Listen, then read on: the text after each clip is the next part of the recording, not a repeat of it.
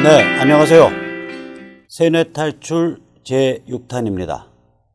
오늘도 하루 종일 모든 미디어가 판문점 먹방쇼를 생중계하고 있습니다. 지금까지 시달리시느라고 얼마나 고생 많으십니까? 앞으로도 지금 시간이 4시가 좀 넘었는데 앞으로도 밤 11시까지 계속 시달리시게 될 겁니다. 고문은 지긋지긋하게 계속되고 있습니다. 자, 이럴 때일수록 우리가 좀 더 냉정하고 좀 더 차분한 마음으로 과연 이것이 무슨 의미를 가지는 사건인가 좀 생각을 해봐야겠죠. 우선 가장 중요한 것은 미국, 세계, 문명, 인류 이게 이제 다 거의 같은 의미를 가지게 되죠. 왜 그러냐면 미국이 세계 글로벌 시스템을 이끄는 나라고 문명 질서를 이끄는 나라고 그 문명 질서 속에서 인류가 살아가고 있기 때문에 거의 같은 말이 되어버렸는데 여기서 요구하는 것이 이게 미국뿐만이 아닙니다. UN 안보리 같은 데서도 똑같은 요구를 해요. CVID 즉 다시 말하면 이걸 저는 이제 완증불 비핵화 즉 완증불 비핵화를 요구하고 있거든요. 이때 C는 완전하다고 할 때의 complete, V는 검증 가능하다고 할 때의 verifiable, I는 되돌이킬 수 없는 불가역적인 이라고 할 때의 irreversible입니다. 비핵화는 당연히 denuclearization이고요. 그래서 CVID를 우리말로 옮긴다면 그 앞머리를 따서 완증불 비핵화라고 옮겨야 된다고 저는 생각을 합니다. 이게 미국의 입장일 뿐만이 아니라 UN 안보리 결의사항에도 똑같은 표현이 사용돼요. 즉 다시 말하면 북한에 대해서 너희는 핵을 가지거나 대량 살상 무기를 가질 자격이 없다. 그렇게 하면 안 된다. 그건 세계 질서에 대한 심각한 위협이다. 이것이 국제사회의 공통된 목소리입니다. 여기에다가 요즘은 이제 오늘인가 어제죠. 어제 미상원에서 다시 결정을 했죠. 미상원에서 결정을 해서 북한의 인권 상황을 또 규탄을 했거든요. 그럼 여기에 이제 뭐까지 붙냐면 인권이 붙는데 인권이라는 건 결국은 노동수용소 폐쇄고 민주화를 뜻하죠. 그리고 또 생화학 무기가 붙죠. 이게 이제 김정남 죽인 사린가스, VX 가스 이런 거죠. 탄저균.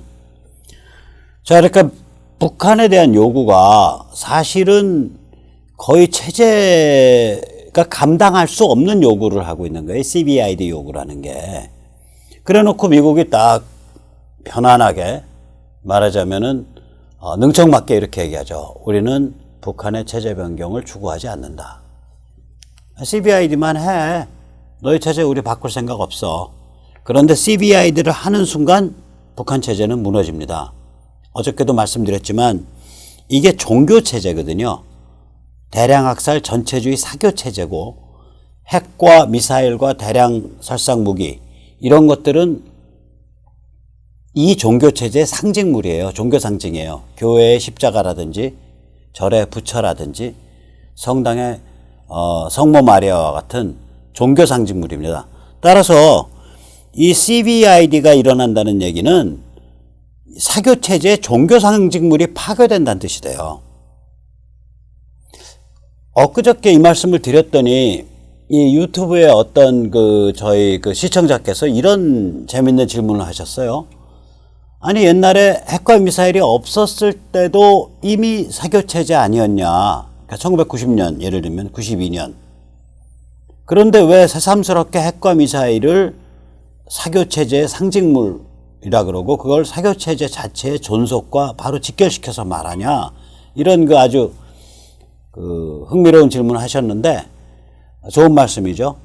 왜 그러냐면 이게 사교체제라고 해서 다 같은 사교체제가 아닙니다. 탈북자들이요, 상당수가 김일성은 욕을 안 하는 분들이 많아요. 김정일부터 욕을 해요. 이게 왜 그러냐면 김일성이 1994년에 죽었는데 1990년, 91년까지 소련이 망하던 해까지 이 북한이 중국과 러시아 양쪽으로부터 삥을 뜯었어요. 쌍방삥 말입니다. 그러니까 양쪽으로부터 삥을 뜯어가지고 이제 생활 수준을 엄청 높게 유지시켰어요. 그러니까 80년대 중반까지 북한의 생활 수준은 동아시아의 체코라고 불렸습니다. 그러니까 무슨 얘기냐면 그때의 종교는 이 양쪽 삥발이, 그러니까 중국과 러시아 양쪽에서 삥 뜯는 거에 바탕을 해서 그 사교체제가 유지됐다고요. 그런데 그 사교체제가 확 바뀌어요. 91년에 소련 망하고 나서 점점 어려워지기 시작하잖아요. 94년에 김일성이가 죽기 직전에 남북 정상회담 해가지고 백기 들고 말하자면 친서방으로 돌겠다 이런 메시지를 발신을 했다고요. 그러다 갑자기 죽었어요. 별장에서. 거기에 대해서도 여러 가지 의문이 많은데 우자지단간에 아무튼 죽었는데 그 죽고 나서 권력을 승계한 김정일이가, 사실은 김정일이의 권력은 이미 80년대 중반부터 무소불위의 권력이에요. 김일성이 거의 바지 사장이 되거든요. 아들한테 밀려서. 권력을 승계한 김정일이가 300만 명이 굶어 죽는 걸 감수하면서 강성대국 선군 정치를 밀어붙였다고요. 그 강성대국 선군 정치의 상징이 바로 핵과 미사일입니다. 다시 말하면 300만 개 해골이 나가리로 쌓여 있는 거예요. 핵과 미사일 아래는. 그 300만 개의 해골 더미가 바로 지금 문재인 대통령이 해호호거리면서 오늘 극진하게 환대한 평양 전체주의 사교체제입니다. 그러니까 오늘 우리가 목도한 희한한 일은 문재인 대통령이나 이쪽 문재인 권력에 관계된 사람들, 이른바 우리 사회 깡통 좌파들에겐 도덕적 판단이 없다는 걸 목도한 거예요. 이들에겐 가까이는 뭐 천안함 장병 혹은 목발지뢰 이런 것도 아무 문제가 안 되는 거고, 연평포격도 문제가 안 되는 거고, 멀리는 6.25 때 돌아간 선배 세대에 대한 것도 아무 문제가 없는 거고, 그리고 실제로 더 중요하게는 아주 극악무도한 전체주의 대량 학살이 이루어져서 6.25 이후에 약 600만 명이 숨져간 체제라는 그 해골더미, 그 킬링 필드도 아무 문제가 안 되는 거예요. 그러니까 거기서 소름이 끼친다고요. 대한민국의 대통령과 그를 만들어낸 권력과 그 권력을 뒷받침하는 깡통 좌파가 얼마나 철저하게 도덕적으로 해체되어 있는 집단인지, 해체되어 있는 사람들인지 보여주는 사건이 바로 4.27 판문점 먹방쇼입니다. 예, 이 도덕 우리가 만들어 가야죠. 이 원칙 우리가 만들어 가야 됩니다. 그게 바로 지금의 투쟁의 본질입니다. 그래서 아까 다시 말씀을 요약해서 드리죠.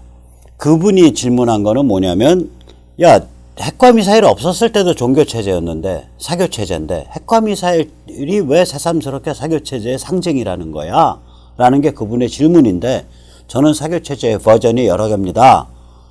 즉 다시 말하자면 성군전치 강성대국 이전 고난의 행군 300만 굶어 죽기 전의 핵과 미사일은 주체적으로 소련과 중국 사이에 주체적으로 쌍방 삥뜯기를 했기 때문에 핵과 미사일이 필요가 없었고, 그때의 사교체제는 쌍방 삥뜯기에 바탕한 사교체제고, 그 공산체제 치고는 특히 아시아의 공산체제 중에서는 가장 높은 그 생활 수준을 인민에게 제공을 하는데 성공했던 체제입니다. 거기가 80년대 중반까지요. 그 후로 점점 이제 그 원조가 삥 뜯는 게 원조가 줄어들어 갔고, 드디어는 91년에 소련 자빠지고 나서는 중국 삥 하나에만 의존했고, 중국 삥도 점점 줄어들어 갔고, 그러니까 이제 살 길을 찾아서 300만을 굶겨 죽여가면서 300만 개의 해고를 쌓아가면서 다시 사교체제를 강화한 거예요. 그 해골더미가 지향하는 바는 바로 강성대국 선군전치 핵과 미사일입니다. 자, 이제 종교상징이라는 거 이해하셨죠? 다시 말하자면 지금 김정은이가 까딱해서 나 핵미사일 내려놓고 미국이랑 짝짝꿍해서 잘 살 수 있어 라고 말하는 순간 지 아버지, 지 할아버지의 행적 전체를 부정하는 게 돼요. 저 체제는 그래서 유지되기가 어려운 거예요. CBID를 받아들이면 체제가 유지되기가 어렵습니다. 그러면 김정은이는 4.27 먹방쇼 왜 했을까? 아직 먹방쇼 안 끝났어요. 이제 클라이막스를 치닫고 있는데 뭐 저는 그 먹방쇼 기다리지 않고 그냥 찍기로 했습니다.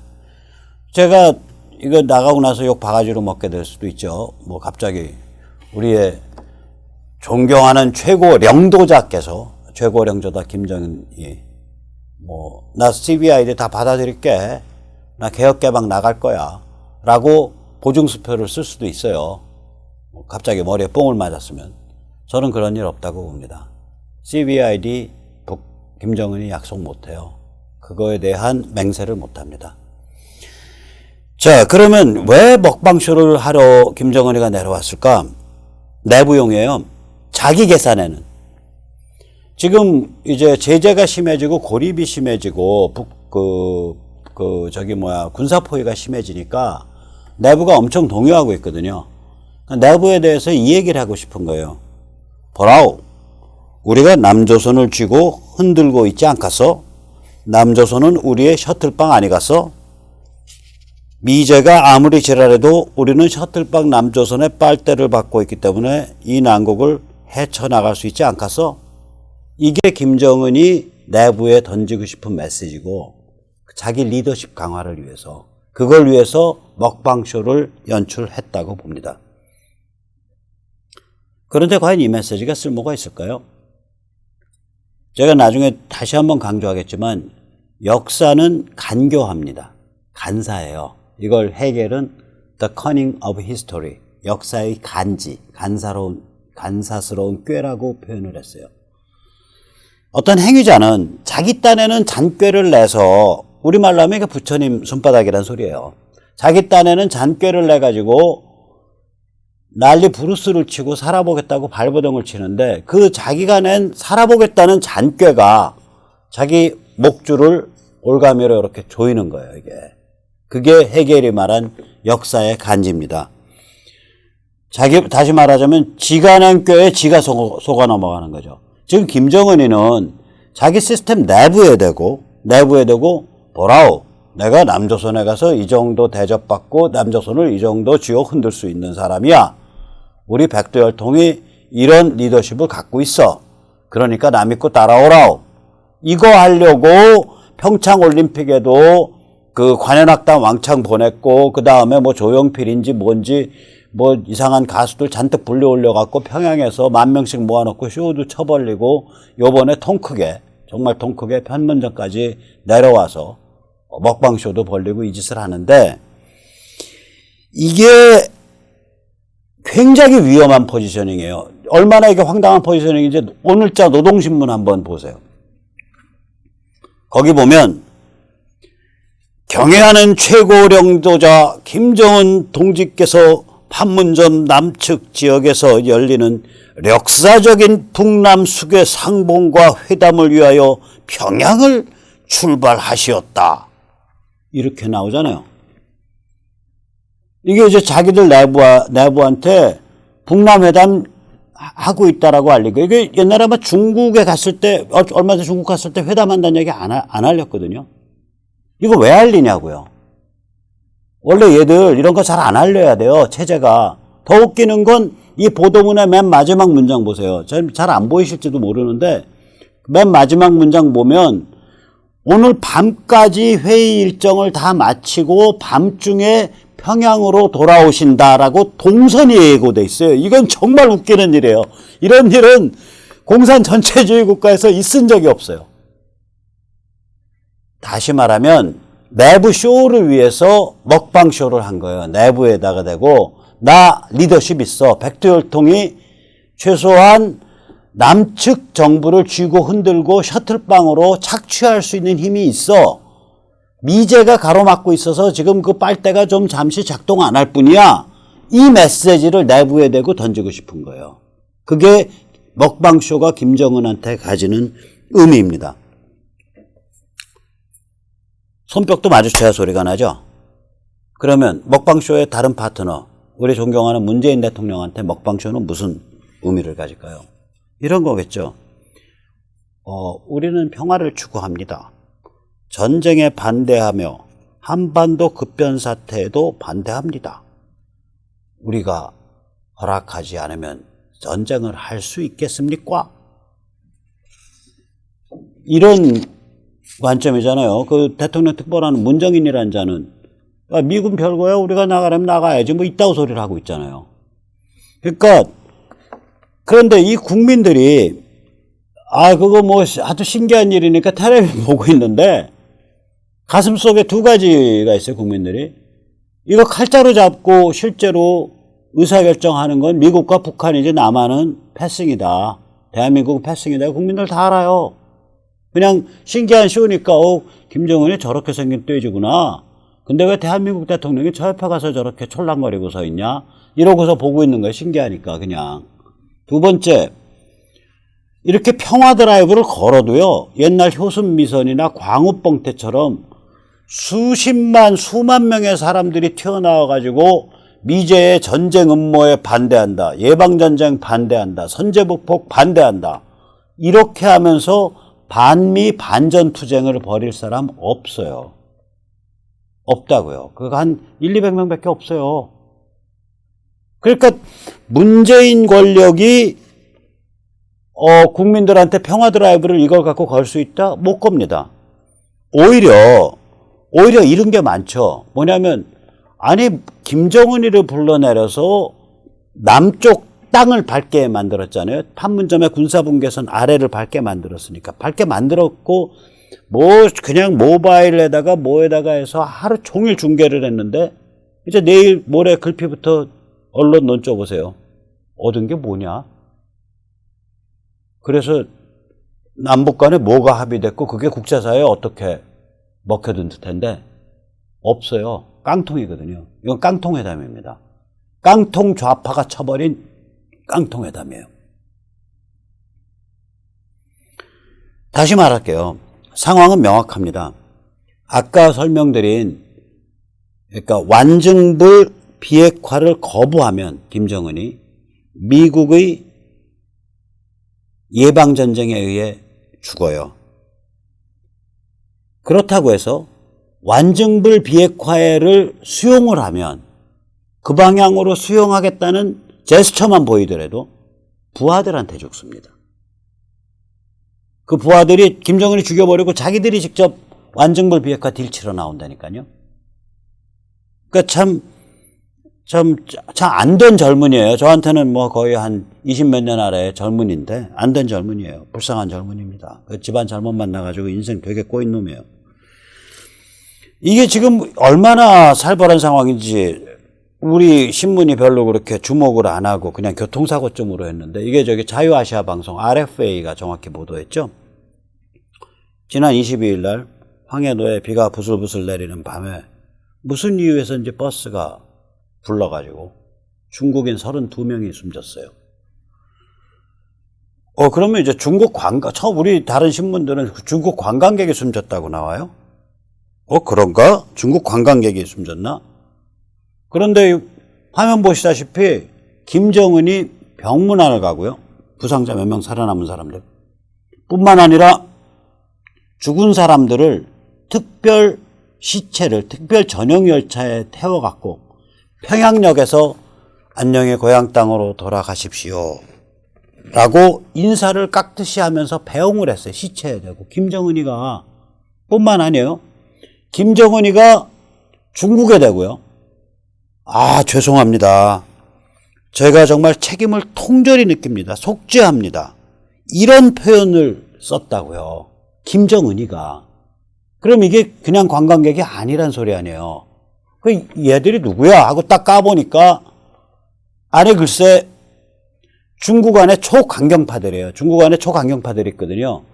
경제나 사회는 모택동 시대로 되돌아가야 되고, 북한은 핵무장 시켜가지고 미 제국주의와 맞겨루는 총알바지로 써야 된다, 이런 주장하는 집단들이 있어요. 이게 우요 우즈상이라는 그 인터넷 커뮤니티를 쓰기도 하고 그러는데 이 인간들이 왕창 북한에 왔다가 32명이 한꺼번에 죽어나간 거예요, 이게.